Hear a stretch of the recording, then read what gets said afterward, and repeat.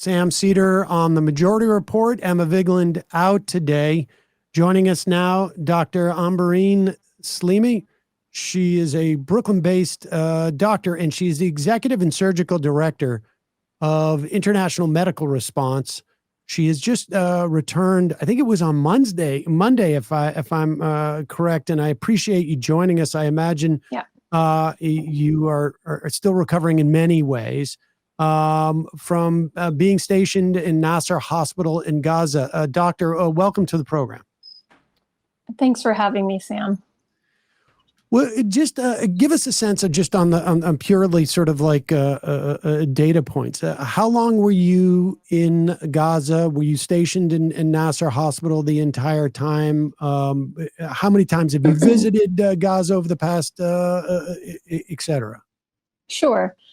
I was supposed to be there for 3 weeks, and originally we were going to go up to the north to one of the hospitals there, but the security situation was had deteriorated to such a point that they put us right in Nasser Hospital, which is in kind of the middle of Gaza.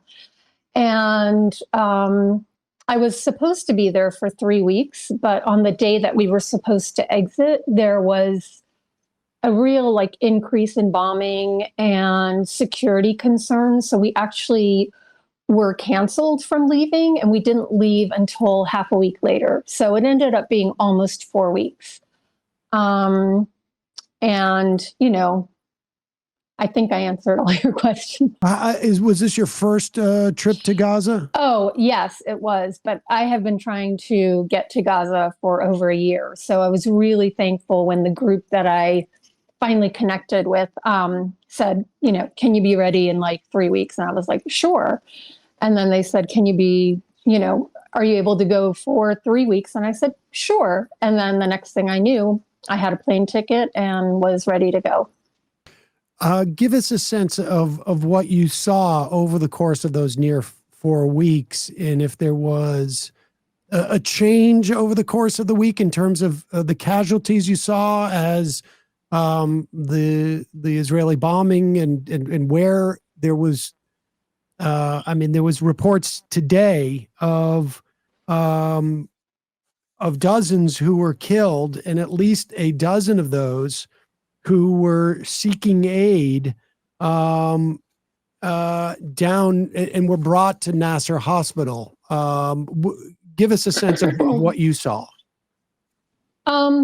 I will. Thank you. Well, like I said, it started off with our original logistics being a little changed because of the security situation. And then in the first few days at Nasser, it turned out that in the past, they used to have people go back and forth between a guest house every day. So we'd be transported and then brought back unless we wanted to stay overnight duty. But the security had deteriorated because of the increase in the Israeli bombing, the increase in the quadcopter shooting, and also because we were very close to, I think, one of the primary GHF food sites. So there was a lot of Israeli military presence close to Nasser. So all of those original plans and how they had done things logistically had gone out the window, and we ended up just staying in the hospital, which is what all the teams did. Not going back and forth and not being able to leave the actual hospital compound because of security concerns. And in the first few days that we were there, we had gotten notices from each of our, groups, logistics people, that the security situation had really deteriorated, that there were tanks right outside on the roads right outside. I mean, there was bombing constantly, and we could tell it was getting closer because the entire hospital shook at all times. At nighttime, if you're sleeping, it wakes you up. During the days, as you're taking care of patients, or in my case, I spent most of my time in the mornings up until the afternoon in the maternity hospital. As a urogynecologist and OBGYN, that was my primary placement. And we would have morning report every day with the residents and learners and the attendings or consultants, as they're also called. And the entire lecture hall would just shake. And that was one of the most surreal moments. Was the first morning report was looking out this window and just seeing plumes of bomb smoke, and everyone just pauses for a second and then goes on and continues with the work at hand. And I feel like for me, it was a month of dealing with this, and I could not imagine what it was like now, 20, 21 months of having to deal with this every single day and hoping that one of the bombs didn't hit your tent while you were sleeping. So that's just sort of a setup of the security situation. But also at Nasser, you could tell in the first few days we got there, when we got these warnings of stay away from windows, because there was gunfire and quadcopters and tanks literally rolling down the streets, that people who were already there, the medical staff, there was a real tension that was immediately felt, because last year, if you may or may not recall, Nasser Hospital was invaded by the Israeli army. Yeah. And not only was it invaded, it was desecrated, and anything electronic was purposely destroyed. And I only saw firsthand, I can really just speak from firsthand experience of what I saw and what my colleagues told me directly. But everything electronic was destroyed, and it's all in a warehouse now. But ultrasound machines, incubators, ventilators, things to keep people alive were all destroyed. So everything that was in the hospital currently at Nasser was all replaced. Every room that the IDF went through, you could tell they had marked it with specific markings. So there were just marks on walls that were either in Arabic, that were, I don't read Arabic, but from what I was told, they were a lot of curse words and, bad things written, and then symbols. But there was a real tension, because at that time also at Nasser, there were several dozen healthcare workers that were kidnapped. Some still in prison, some were released and came back to work the next day. There were tents outside, because at the time it had been designated a safe zone. So there were people with IV poles and wheelchairs, and if you couldn't evacuate because you were too vulnerable or couldn't move because of, leg burns, amputations, orthopedic fractures, bulldozers had just come through and buried everybody, and they called it the graveyard.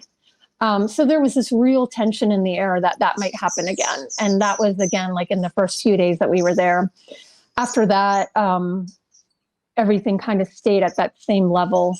And then the intensity of trauma that came in, because we were so close to these GHF aid zone sites where people were getting shot and brought into the ERs and brought in, into the ORs, there was a real increase in casualty and morbidity and mortality that we saw that when I was there. And it was just by the numbers, you could tell people were just completely overworked. Oh, and at the same time, we had several months of a Israeli blockade and siege of any food aid coming in, any medical supplies coming in, any baby formula, diapers, anything that you need to kind of survive and live was being blocked at the border.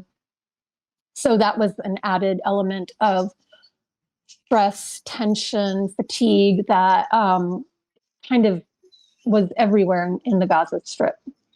Can you, I imagine you saw sort of two, well, you tell me, but imagine two broad categories of patients. I mean, the ones that you're seeing in your role in the maternity ward.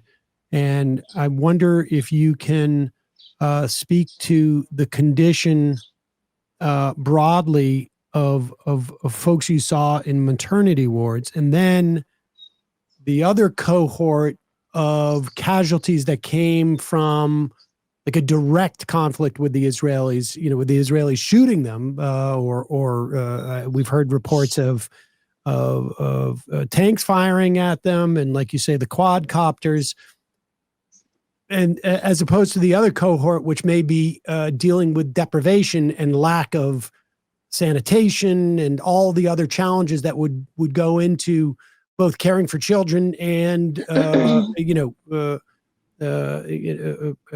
prenatal care and I would imagine, other children that you saw?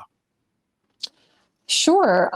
My, primary place that I worked again during the days was in the maternity, the hospital right next to the big Nasser. It was part of the Nasser complex, but it was just right next door. And so there, we saw women who came in, pregnant women who came in, and they were already dealing again with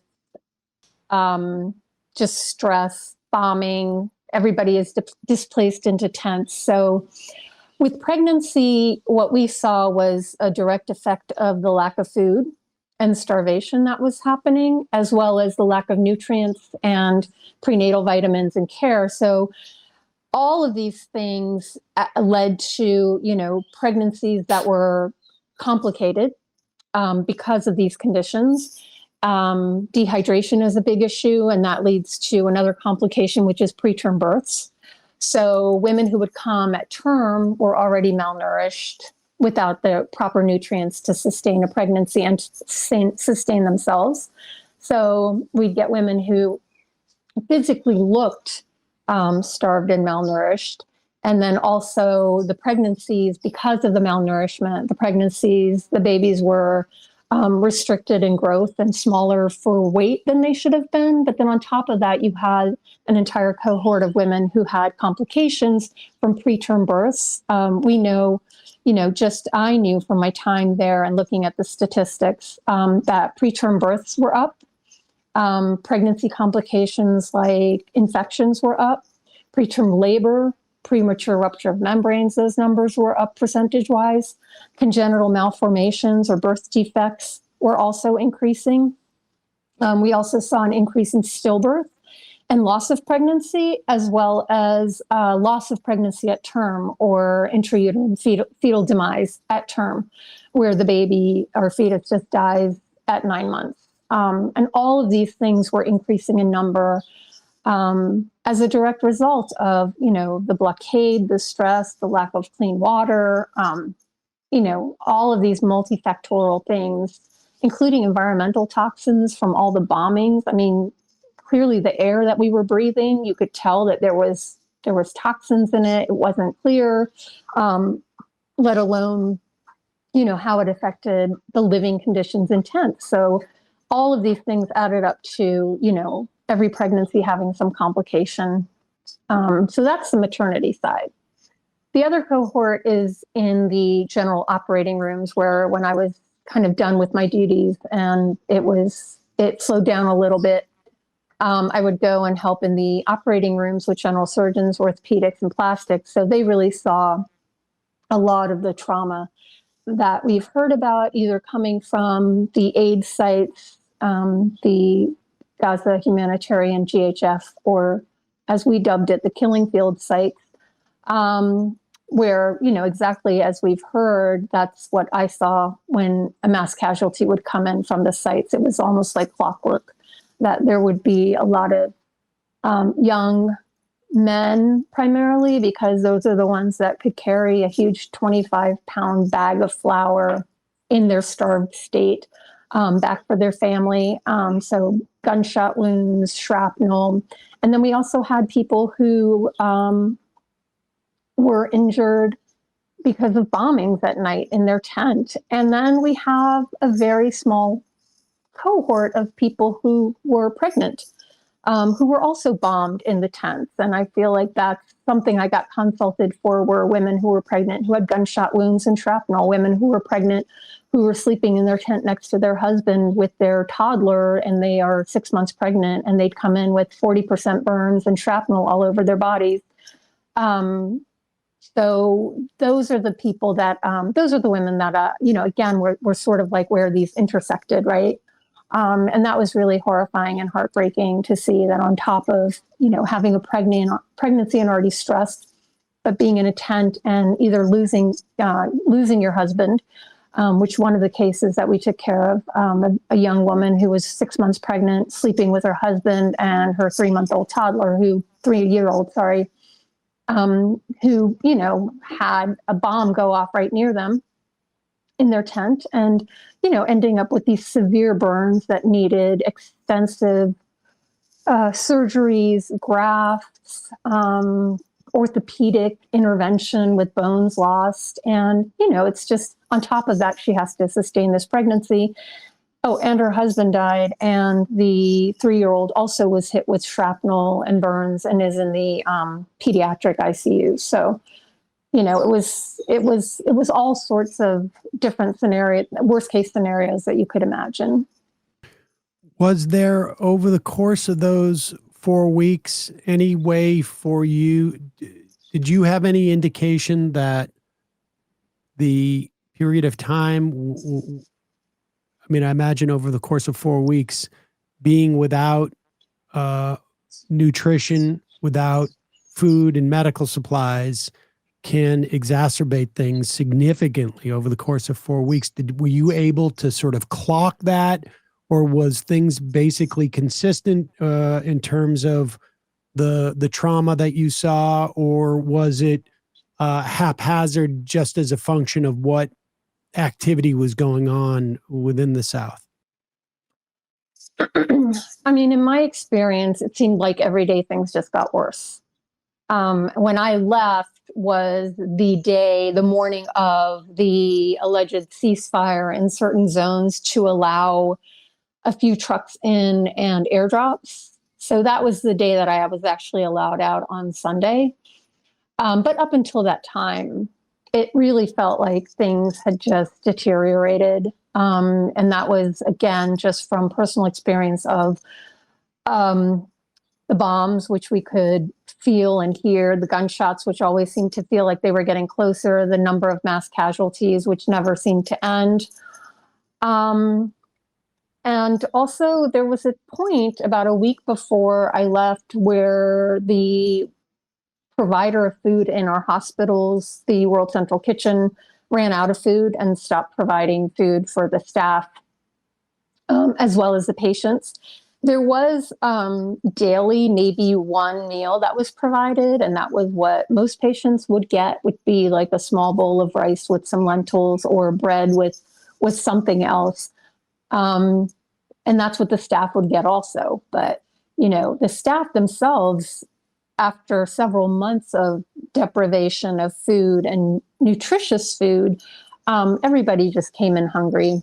Everybody came in hungry and fatigued. And you could just tell from their, how they looked. I mean, people were very happy to show what they used to look like before, even a year or so earlier. And everybody, just staff, nursing, everybody, the doctors looked thinner and were definitely more fatigued. But, I have to say everybody showed up to work every single day that they were supposed to, did what they had to do, and never, never lost track of the site that they were there as clinicians and healers to take care of patients. And for that, I think that's pretty incredible. It sounds amazing. I mean, to have to go through this and maintain that sort of a level of dedication. And did you have an opportunity to talk to patients or to their families? I mean, did you have a sense of? I mean, I would imagine you're working, near constantly, and don't have, the time to sort of, I don't know, take an anthropological assessment or a sociological assessment, but. I was curious, did you have any experiences with any of the people there to get a sense of just, I don't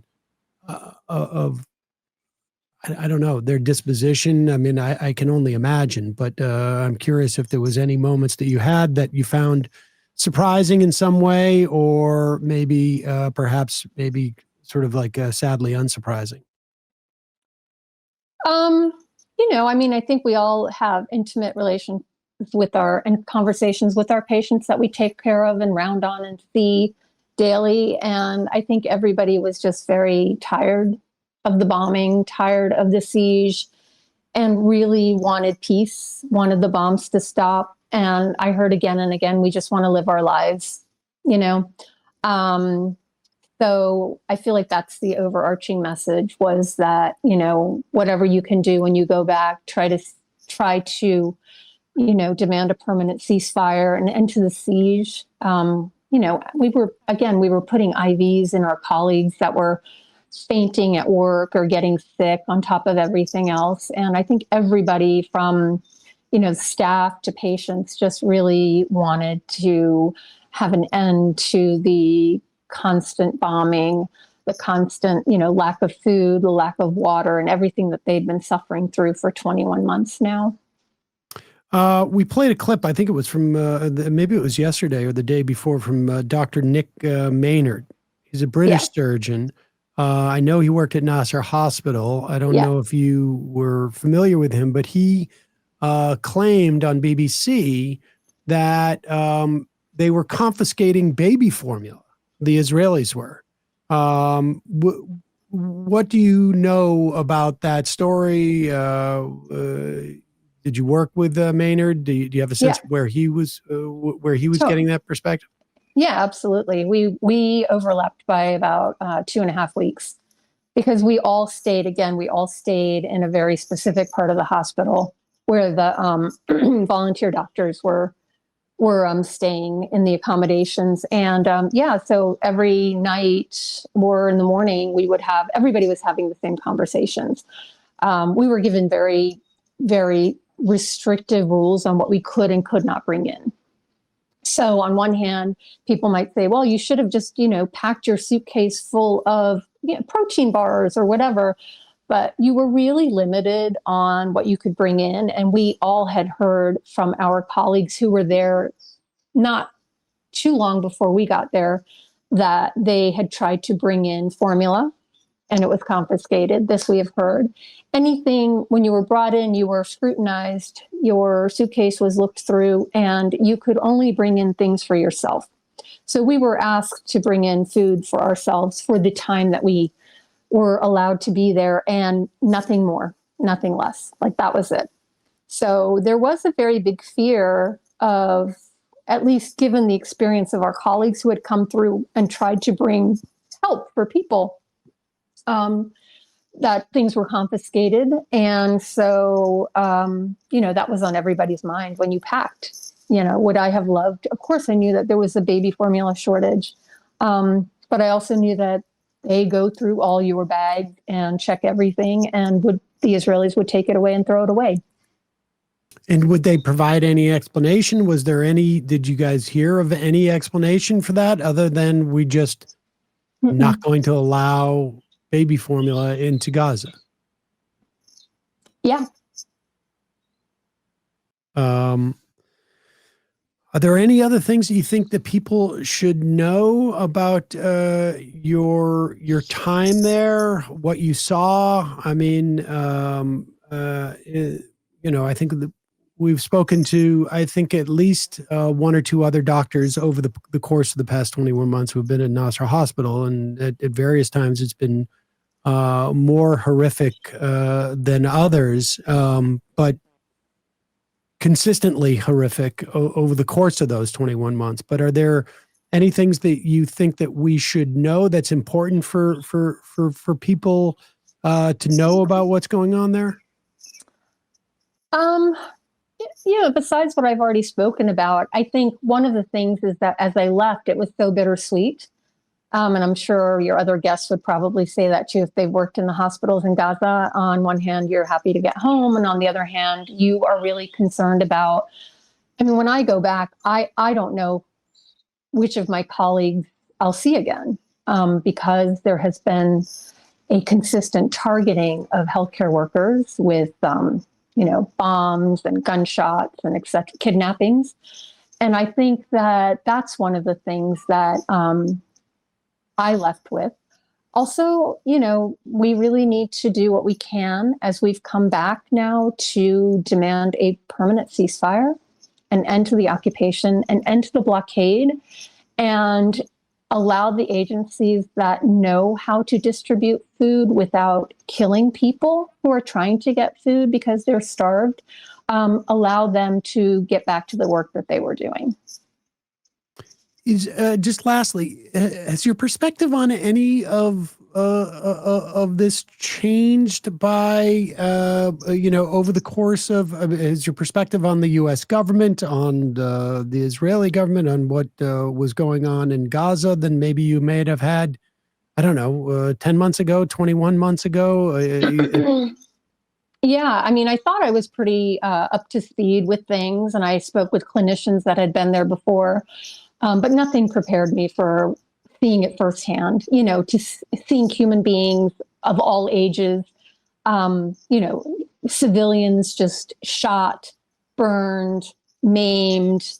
The amputations was something that I really was not prepared for, in kids and adults. And so I think actually being there really opened my eyes, and it made me concerned that people probably aren't really aware of what's happening as much as they could be. And I urge everyone to really make themselves aware. And I think if they knew that, these bombs and all this that's doing all this damage was affecting humans in this way, the citizens of Gaza in this way, and that it's our taxpayers' money that is paying for the bombs that burned, this pregnant woman, that's paying for the bullets that are in these children or in these men that are trying to get food. I really would like to think that people would speak up a lot more and demand our government stop funding this. Dr. Ambereen Sleemi, thank you so much for your time today. Appreciate the work you were doing over there, and thank you so much for coming on and telling us about it. Really appreciate it. Very important, obviously. Thank you so much.